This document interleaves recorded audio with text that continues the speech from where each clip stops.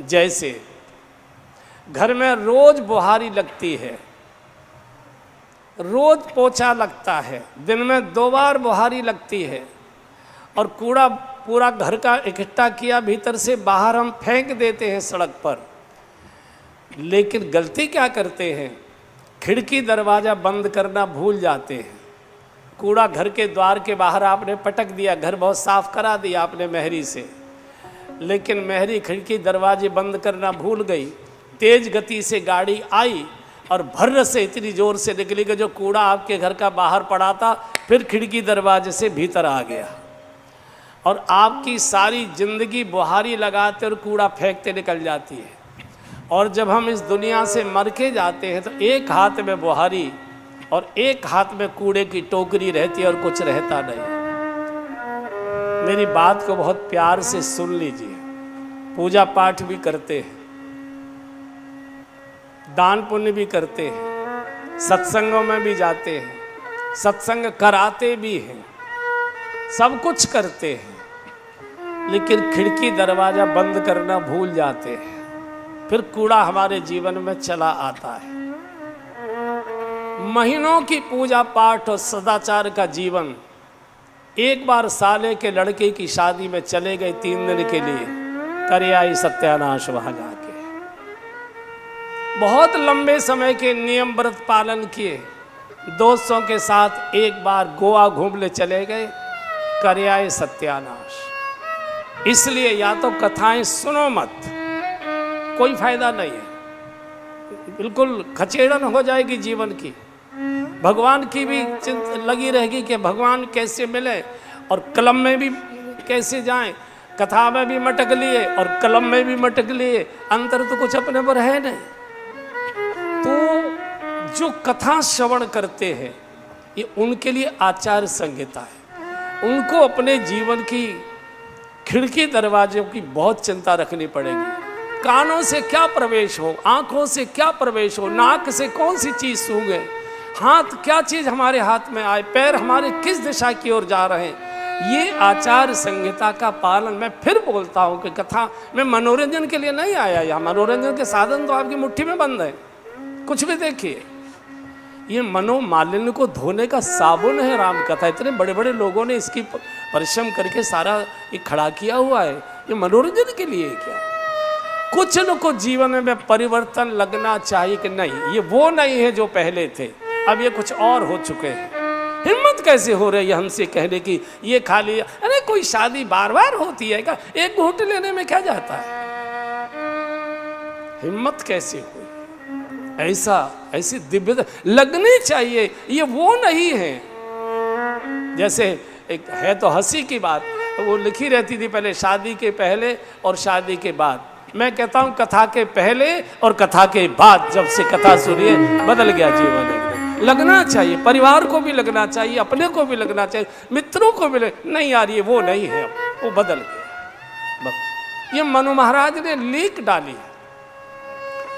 और भोजन करने वाले को, वो भजन करने वाले को भोजन कैसा करना चाहिए मनु महाराज बता रहे हैं। करहि आहार शाक फल कंदा, करहि आहार शाक फल कंदा, करहि आहार शाक फल कंदा, करहि आहार शाक फल कंदा, सुमिरहि ब्रह्म सच्चिदानंदा, सुमिरहि ब्रह्म सच्चिदानंदा। भजन करने वाले को आहार कैसा करना चाहिए? आहार माने जो बाहर से अंदर जाता है उसको आहार कहते हैं। एक मुख के मार्ग से जाता है और बहुत सारा कानों से और आँखों के रोयों से, इनसे भी जाता है जो बाहर। स्पर्श भी आहार होता है, दृश्य भी आहार होता है। ये सब आहार में आते हैं। भजन करें आहार शाक। शाक कहते पत्ती वाली सब्जियों को, इससे पेट शुद्ध होता है। पत्ती वाली सब्जी, चने का साग, बथुए का साग, चौलाई का साग, पालक का साग, मेथी का साग, जो पत्ती वाली सब्जियां हैं उसको साग कहते ना। आज चने का साग बनाया है, आज बथुए का साग बनाया, आप आइए। साग से पेट शुद्ध होता है, और अगर पेट साफ नहीं हुआ तो इतनी जवाई आएगी, इतना आलस्य आएगा, भजन में नींद आएगी, मन ही नहीं करेगा। इसलिए मैं मना नहीं कर रहा, रोजाना आप मटर पनीर खाइए खूब, जितना खा सकते हो, लेकिन एक कटोरी पत्ती वाली सब्जी भी साथ रखिए ताकि पेट को साफ रखे। करें आहार शाक। फल जरूर खाने चाहिए, फल से मन शुद्ध होता है, इसलिए व्रत वाले दिन फलाहार किया जाता है। फल से मन शुद्ध होता है, लेकिन फल भी खाइए मौसम के। अच्छा ये है कि अपने प्रदेश की मिट्टी के उगे हुए, चूँकि हमारा जिस प्रदेश की मिट्टी में लालन पालन हुआ है उसी मिट्टी के उगे हुए फल हमारे शरीर को अनुकूल रहते हैं। लेकिन हम कब खाएंगे? जब मई जून में बढ़िया तरबूज आते हैं। आप उस समय तरबूज नहीं खाएंगे, क्यों? उस समय बहरी के बच्चे भी तरबूज खा रहे हैं, ड्राइवर के बच्चे तरबूज खा रहे हैं, हम करोड़पति के इनके साथ तरबूज कैसे खाए? हम खाएंगे जनवरी में तरबूज, शादी में। जनवरी में? हाँ, हमारे यहाँ तो फिर सड़र ही सड़र करोगे नाक से रूमाल भी बिगाड़ो। मौसम के फल खाइए, इससे मन शुद्ध होता है। मौसम के तो खाए। आम जब आ रहा है मई जून में बढ़िया, उस समय नहीं खाओगे। दिसंबर जनवरी फ्रीजर के रखे हुए आम, ओ रखे वहां से आए हैं कोल्ड स्टोर, इन दिनों में आम, हाँ सब मिलता है। चलो डॉक्टरों का भी धंधा चलना चाहिए, कोई बात नहीं है, लेकिन जो बच सकते हैं बचे। करें आहार शाक फल कंदा।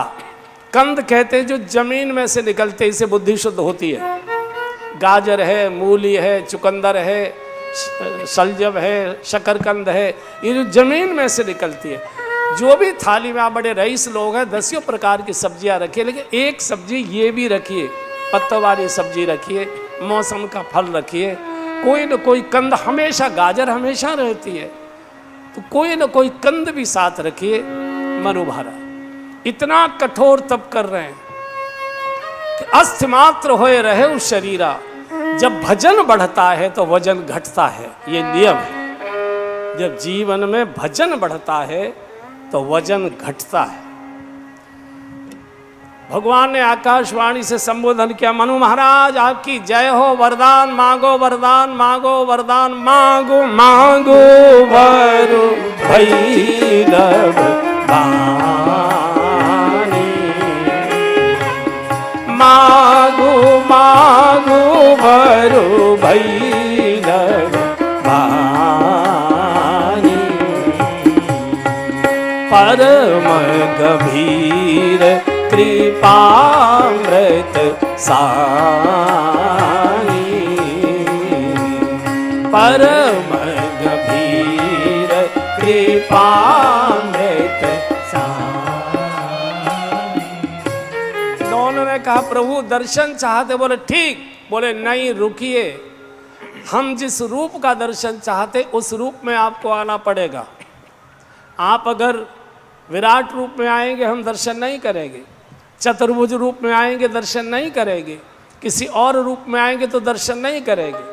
ये भगवान भक्त की 2 बातों में पराधीन रहता है। एक तो भगवान अपना रूप स्वयं नहीं बना सकता और अपना नाम स्वयं नहीं रख सकता। जैसा रूप भक्त चाहता है वैसा रूप भगवान को स्वीकार करना पड़ता है। जो अपने ठाकुर जी का नाम रख लेता है वो उसी नाम को सुनकर भगवान प्रकट होता है। क्या कौन सा दर्शन? बोले मैं राम रूप का दर्शन चाहता हूँ, और मैं अकेला नहीं हूँ, मेरी धर्मपत्नी शत्रुपा जी मेरे साथ है, इसलिए आपकी वैष्णवी माया श्री जानकी जी भी आपके साथ चाहिए। इतना बोलना था। उसी समय गोमती गंगा के किनारे नील सरोवर नीलमण नील नीरधर श्याम लाजय तर शोभा निरय भगवान की प्रशंसा करते। दान सिरो मन कृपा निधि। और ये नाटक हमने भी बहुत किए संग में, जैसे मान लो हमको चंदा इकट्ठा कर रहा है तो एकदम हम रसीद बुक नहीं दिखाते थे, पहले दूसरा कोई बड़ा आदमी होता था पड़ोस में मालदार, उसकी बुराई करते, काय के बड़े बनते, कुछ नहीं, किसी पर बात समाज सेवा में कभी एक पैसा नहीं देते। तुरंत ये व्यक्ति कहता देखो भैया हम तो अपनी सामर्थ्य के अनुसार जो बन पड़ता है जरूर दे दे, फट से रसीद बुक दिखा देते, लाभ चढ़ा दो इसमें। तो ये परंपरा वहां से ही चली आ रही।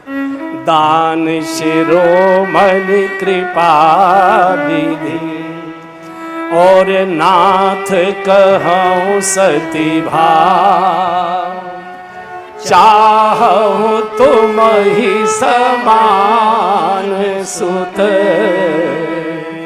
प्रभु सन कवन दूरा। आप जैसा पुत्र चाहता हूँ। भगवान ने कहा मैं अपने जैसा कहाँ खोज, आप सरिस खोजोगा जाई, आप सरिस खोजोगा जाई, न पुतव तनय भोग में आई, नप तब तनय भोग में। भगवान ने कहा मैं वचनबद्ध हूँ, अब अपना जैसा कहाँ खोजूंगा, मेरे जैसा तो मैं ही हूँ, मैं ही आपके यहाँ बेटा बनकर आऊँगा। अरे गदगद हो गए। तो जानकी जी ने भगवान की ओर इशारा किया, प्रभु आपको तो मांग लिया, मैं कहाँ जाऊँ। तो भगवान ने इशारे से कहते तुम भी कह दो मांग लो, बोले इन्होंने मना कर दिया।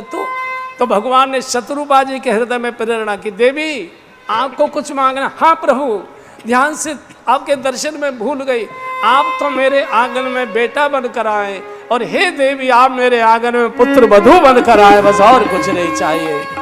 भगवान ने कहा ठीक है, कुछ दिनों के बाद आप बहुत आनंद से शरीर छोड़ेंगे, बिना किसी कष्ट के मेरे लोक में निवास करेंगे, त्रेता में आप अवध नरेश बनेंगे, और मैं समस्त अंशों के सहित आपके यहाँ अवतार लूँगा।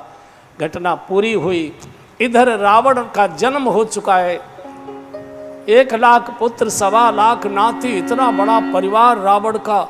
आदेश दिया मेघनाथ जय विद होय धर्म निर्मूला, सो सब करो वेद प्रतिकूला, धर्म को नष्ट करो, गौशालाओं में आग लगाओ, ब्राह्मणों की बस्तियां गिराओ, जलाओ, स्त्रियों के गर्भ गिराओ, मुझे कहीं मंदिरों के शिखर ढहाओ, मुझे कहीं धर्म का दर्शन नहीं होना चाहिए। हाहाकार मच गया, देवलोकों में भगदड़ मच गई, परम सभीत धरा अकुलानी। सब लोग मिलकर ब्रह्मा जी के पास जाकर दादाजी रक्षा करो रक्षा करो। ब्रह्मा जी ने कहा कि रावण ऐसे नहीं मरेगा, रावण भगवान के हाथ से ही मरेगा, इसलिए हम भगवान को पुकारें और प्रतीक्षा करें। सभी देवताओं ने, धरती गाय सबने पुकारा है, जय जय सुरनायक जल सुखदायक प्रतपाल भगवंता, हे प्रभु हे दीनानाथ हे करुणा निधान, हे आरत हरण, हे गौ ब्राह्मण प्रतिपालक, रक्षा करो रक्षा करो रक्षा करो। भगवान ने आकाशवाणी से संबोधन कर दिया, हे ब्रह्मा जी, हे शंकर जी, हे इंद्र, हे ऋषि मुनियों, हे देवताओं, हे धरती, हे गाय, प्रतीक्षा करो, डरो मत। जन डर पहु मुनि सिद्ध सुरेशा, जनी डर पहु मुनि सिद्ध सुरेशा, तुम ही लागी धरी नर भेसा, तुम ही लागी धरी नर भेसा,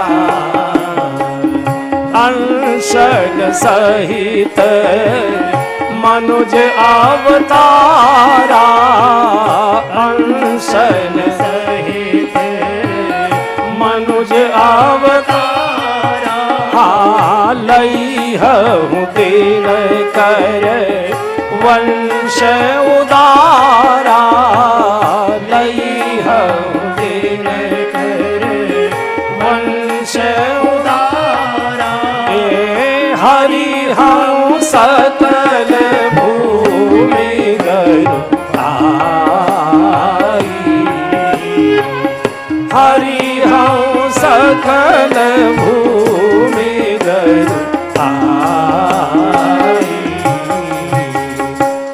निर्भय हो देव समुदाय, निर्भय हो देव समुदाय। प्रतीक्षा करो। मैं प्रतीक्षा से मिलता हूँ। हम लोग भगवानों की परीक्षा लेते हैं। जिस मंदिर के बारे में आपने सुन रखा है कि वहाँ दर्शन करने से मनोकामना पूरी हो जाती है, वहाँ धक्के खाते खाते भी जाओगे। और अपनी गली मोहल्ले के मंदिर में सालों साल नहीं जाते। चलो गली मोहल्ला तो छोड़ दो, अपने घर के पूजा घर में नहीं जाते सालों साल। टाइम ही नहीं मिलता है, टाइम ही नहीं मिलता। भगवान भगवान होता है, किसी भगवान में कुछ नहीं होता। जो होता है हमारे मन में होता है। बंधु ध्यान से समझ लीजिए। आपने सिनेमा देखा है, पर्दा बिल्कुल क्लियर होता है, साफ होता है, पर्दे पर कुछ नहीं होता। जो होता है जो सामने प्रोजेक्टर लगा हुआ है उस पर होता है। उसमें जो भरा हुआ है पर्दे पर आपको वो दिखाई देगा। मूर्ति तो मिस्त्री की ही बनाई हुई होती है। मिस्त्री तो जयपुर के मिस्त्रियों की ही मूर्ति बनाई होती है। मूर्ति में कुछ नहीं होता। जो होता है हमारे हृदय के प्रोजेक्टर में होता है। जो आप प्रोजेक्ट करेंगे वो आपको दिखाई देगा। जिस भाव से आप देखेंगे वो आपको सब दिखाई देगा। मूर्तियों में कुछ नहीं होता। जो होता है हमारे यहाँ होता है, भीतर होता है। प्रोजेक्टर यहाँ लगा हुआ है। इधर दशरथ जी दिन रात चिंतित रहते। गोस्वामी जी लिखते अवधपुरी कुल मान राम, हाँ अवधपुरी रघु कुल मान राम, हाँ वेद विदित तेहि दशरथ नाऊ, वेद विदित तेहि दशरथ नाम। धर्म धुरंधर गुण निधि ज्ञानी, धर्म धुरंधर गुण निधि ज्ञानी, हृदय भगति मति सारंग पानी, हृदय भगति सारंग पानी, हाँ अवधपुरी रघु कुल मनिराऊ, अवधपुरी। महाराज दशरथ की चक्रवर्ती राजधानी श्री अवध सरयू का पावन किनारा है। 3 महारानियों के साथ, वैसे तो महाराज के 750 रानियां थी। आगे प्रसंग में आएगा 750 का। पहले शादी भोग के लिए नहीं की जाती थी, ये सम्मान का सूचक माना जाता था। जैसे आपके कई लोग बड़े लोग यहाँ बैठे हुए, घर में सदस्य संख्या के पति पत्नी बेटा बहू, एक छोटा सा बच्चा है, 4-5 छोटे मतलब रहने वाले, गाड़ी 6 खड़ी हुई है, गाड़ी 7 खड़ी हुई है। चूँकि हम आवश्यकता के लिए गाड़ी नहीं खरीदते, मॉडल के लिए खरीदते। स्टेटस सिंबल है ये, स्टेटस बनाए रखने के लिए खरीदनी पड़ती है। कारण कुछ भी आप गिनाएं, लेकिन होता वही है। वो विषय आगे के प्रसंग में आएगा। तीनों रानियां बहुत चिंतित रहती है। महाराज को मुख से तो नहीं बोलती, नेत्रों से संकेत करती, राजन ये गोद कभी भरेगी कि नहीं भरेगी, ये गोद सूने की सूने रह जाएगी। ऐसा तो एक रात दशरथ जी सोए नहीं, पूरी रात रोए, पूरी रात रोए। भई गलान मोरे सुत नाई, इतने में झपकी लग गई महाराज की। और भगवान ने स्वप्न में कहा, राजन यहाँ रोने से मैं नहीं मिलूंगा, गुरु के द्वार पर जाइए। जब तक आप गुरु द्वारे नहीं जाओगे तब तक मैं तुम्हारे राज द्वारे नहीं आ सकता। मैं गुरु की ही कृपा से मिलता हूँ, गुरु द्वारे जाइए। और इसलिए हमारे सरदार बंधुओं ने अपने मंदिर का नाम ही गुरुद्वारा रख लिया है, क्योंकि भगवान बोल चुके हैं जब तक तुम गुरु द्वारे नहीं जाओगे मैं तुम्हारे राज द्वारे नहीं जाऊंगा। प्रातःकाल उठे, स्नान किया और सीधे गुरु गृह गया तुरंत वही पाला। गुरु ग्रह गयऊ तुरत बही पाला। चरण लागी कर विनय विशाला। चरण लागी कर विनय विशाला। निज दुख सुख सब गुरु ही सुनायऊं। निज दुख सुख सब गुरु ही सुनाय। हाँ कही वशिष्ठ बहु विधि समझायऊं। कही वशिष्ठ बहु विधि समझाय। धरहु धीर होई यही सुख चारी। धरहु धीर होई यही सुख चारी। त्रिभुवन विदित भगत भयहारी। त्रिभुवन विदित भगत भयहारी। सीधे गुरु ग्रह गयऊ तुरंत। बंधु और बहनों संकट सब पर आते हैं, अशांति के क्षण हर एक के जीवन में आते हैं। इधर उधर कहीं मत जाइए, न रिश्तेदार में कहीं मत जाइए। अपने गुरुदेव के चरणों में जाकर बैठ जाइए, किसी संत के पास जाकर बैठ जाइए। समाधान न भी मिलेगा तो आपका उपहास नहीं होगा।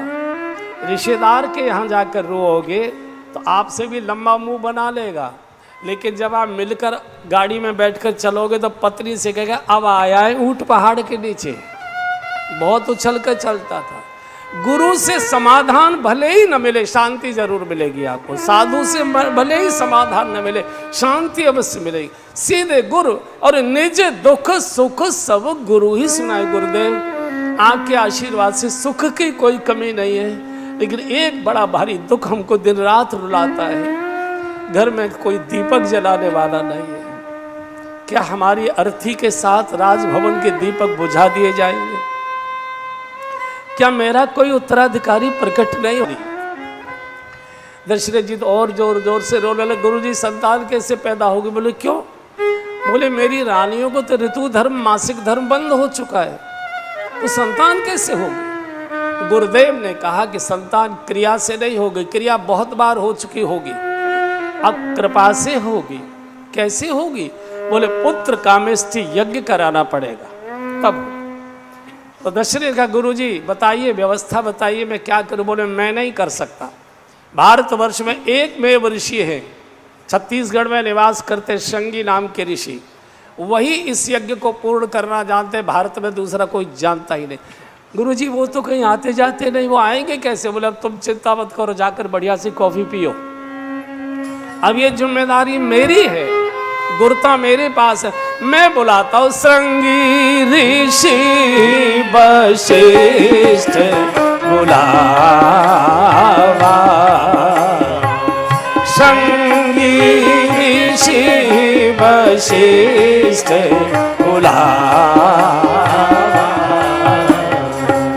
पुत्र काम शुभ यज्ञ करावा। पुत्र काम शुभ यज्ञ करावा। हाजी पुत्र काम शुभ यज्ञ करावा। पुत्र काम शुभ यज्ञ। वशिष्ठ जी के बुलावे पर शंगी ऋषि का श्रीवध में शुभागमन हुआ। पूरी अयोध्या में मंगल शकुन होने लगे। सरयू के किनारे मखोड़ा नामक स्थान पर यज्ञ वेदिका तैयार की गई है।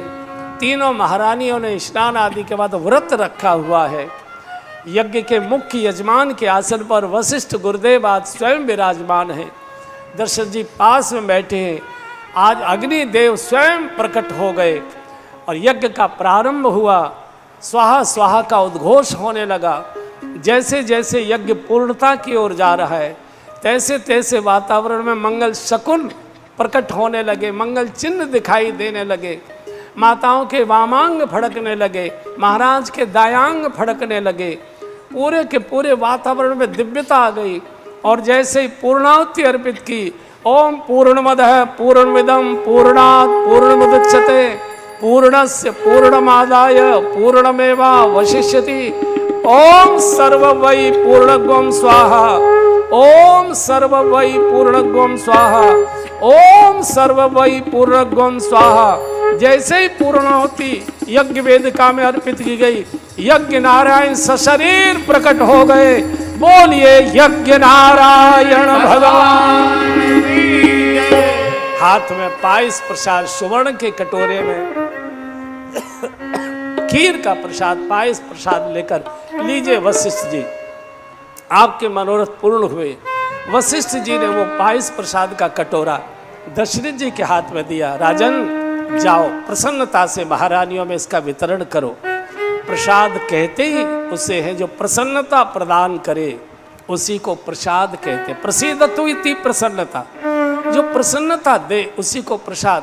और प्रसाद प्रसन्नता से ही बांटना चाहिए और प्रसन्नता से ही लेना चाहिए, ग्रहण करना चाहिए। नाचते हुए मन से बूढ़े दशरथ जी राजभवन, तीनों माताएं जो दिव्य वेश धारण किए हैं, व्रत किए हैं, भगवान का सुमिरन में बैठी हुई थी। महाराज ने आध कटोरे का आधा प्रसाद कौशल्या जी को दिया है, आधे का आधा कैकेयी जी को दिया है। जो शेष बचा था एक हिस्सा, उसके दो हिस्से किए। एक हिस्सा को पुनः कौशल्या जी के हाथ में रखा, उसके दूसरे हिस्से को कैकेयी जी के हाथ में रखा और दोनों से कहा, कौशल्या जी, कैकेयी जी, आप दोनों इस प्रसाद को सुमित्रा जी को प्रदान करिए। जब दोनों रानियों ने प्रसाद अपने हाथों से सुमित्रा जी को दिया, सुमित्रा जी तो रो पड़ी और कहा, हे कौशल्या माँ, हे कैकेयी माँ, अगर इस प्रसाद के प्रभाव से और आपके आशीर्वाद से अगर मुझे 2 पुत्र जन्म देने का सौभाग्य मिलता है, तो हे कौशल्या माँ, एक बेटे को मैं तुम्हारे बेटे की सेवा में लगा दूंगी और हे कैकेयी माँ, दूसरे बेटे को मैं तुम्हारे बेटे की सेवा में लगा दूंगी और मैं स्वयं पूरा जीवन आप दोनों की सेवा में लगाऊंगी, मुझे कुछ नहीं चाहिए। और जैसे ही प्रसाद का सेवन किया, भगवान जो उर में निवास करते थे, माताओं के उदर में प्रवेश कर गए। गोस्वामी जी ने लिख दिया, गर्भ ही आए जादे सब गए, गर्भ ही आए सकल लोक सुख संपत्ति छाए, सकल लोक सुख संपत्ति छाए। मंदिर मह सब राज ही रानी, मंदिर मह राज ही रानी, शोभाशील तेज की खानी, शोभाशील तेज की खानी, जादिन ते हरि गर्भ ही आए, जादिन ते। गोस्वामी जी महाराज कहते हैं कि जिस दिन से भगवान माताओं के गर्भ में आए, अयोध्या में सकल लोक सुख संपत्ति छाई, समस्त लोकों के सुख साधन अवध में प्रकट हो गए, निवास करने लगे। ऋतु और कुर्तु कालगत त्यागी, सब तरु फरे राम हित लागी। कुर्तु के फल वृक्षों पर आने लगे, सारी वनस्पति पुष्पित पल्लवित हो गई। गायों के नीचे स्वयं दुग्ध की धारा, मयूर नृत्य करने लगे। सरयू माँ का जल स्तर बढ़ गया, निर्मल जल हो गया। भारतवर्ष के साधु संत ऋषि मुनि ध्यान धारणा समाधि छोड़कर मंत्र शक्ति से गति कर सरयू के किनारे आकर आसन जमा कर भगवान के नाम का कीर्तन करने लगे, अवध की परिक्रमाएं करने लगे। नगर की माताओं को यह पता लगा हमारी महारानियां गर्भवती हो चुकी हैं, अब इतने समय का गर्भ हो गया। पूरी अयोध्या में मंगल अनुष्ठान होने लगे, माताएं व्रत नियम दान पुण्य करने लगी, भगवान देवताओं की प्रार्थना होने लगी। गुरु वशिष्ठ और अरुंधति गुरु माता राजभवन में आते हैं। महारानियां जिस कक्ष में सोती हैं, दीवारों पर सुंदर सुंदर संतों के महापुरुषों के चित्र लगाए गए हैं। चूंकि दीवार पर लटके हुए जैसे चित्र का दर्शन गर्भवती माँ करती है, उसके गर्भ में पलने वाले बच्चे का चरित्र वैसा ही बना करता है। आज बच्चों के चरित्र पर हम बहुत उंगली उठाते हैं, टीका टिप्पणी करते हैं। बच्चों के चरित्र सुधार में कोशिश मत करिए, दीवारों पर लटके हुए चित्रों को सुधार लीजिए, बच्चों का चरित्र अपने आप सुधर जाएगा। चूंकि गर्भस्थ महिला जब अपने पलक पर लेटकर उस चित्र का दर्शन करती है, उसके मन में चित्त में चिंतन चलता है, काश मेरे भी गर्भ में कोई महापुरुष हो, कोई विवेकानंद हो, कोई दयानंद हो, कोई महर्षि हो, कोई संत हो, कोई देशभक्त हो, कोई दिव्य आत्मा हो। गर्भ के ऊपर माँ के चिंतन का और चित्रों का बहुत असर पड़ता है। रानियों को बैठकर सुंदर सुंदर वशिष्ठ जी कथाएं सुनाते हैं। भगवान 7 मास के हो गए, पूरी अयोध्या में उत्सुकता बढ़ गई, मंगल कार्य होने लगे। कोई सोता नहीं है, चूंकि सबको डर लगता है, जो सोवत है सो खोवत है, जो जागत है सो पावत है। 8वां मास पूर्ण हुआ, 9वां मास पूर्ण हुआ, 10वां मास पूर्ण हुआ, 11वां मास पूर्ण हुआ। भगवान 12 मास तक वहां के गर्भ में रहे थे।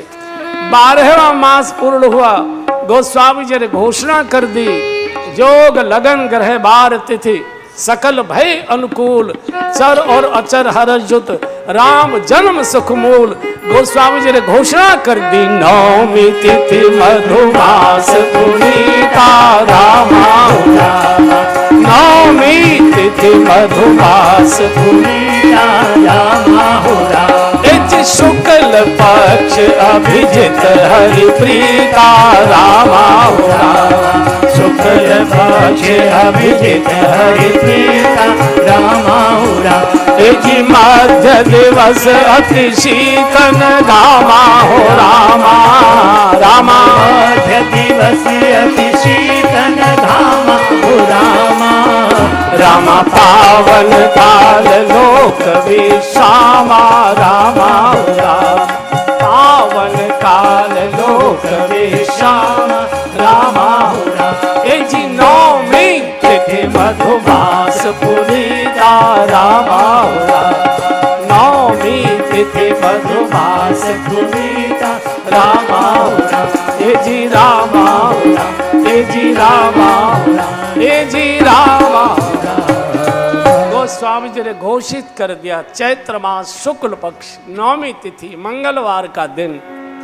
देखो भक्त बहुत करता है, क्रोध बहुत करता है, गुस्सा भूख के कारण आ रहा है, बहाने किसी और के लेता है। ये तिरछा कपड़ा कैसे टांग दिया, ये चप्पल जूते ऐसे कैसे पटक दिए, और ये नहीं कहता है भूख बड़ी जोर से लग रही है। और दोपहर का समय है जब उसको भूख सताती है। भगवान श्री राम कहते, जब जगत के भोगों की क्षुधा तुझे पीड़ा दे, उस समय मेरा आगमन होगा। अगर तू राम राम का कीर्तन करेगा तो तुझे आराम मिलेगा, विश्राम मिलेगा, सकल लोक दायक विश्राम। और रात्रि के 12 बजे मनुष्य को काम बहुत सताता है। भगवान श्री कृष्ण कहते, जब तुझे काम सताए उस समय अपने बिस्तर पर बैठकर मेरे नाम का सुमिरन कीर्तन करेगा, काम की मार से बचेगा। दोनों मारों से बचाने के लिए भगवान ने दोनों समय निर्धारित किए।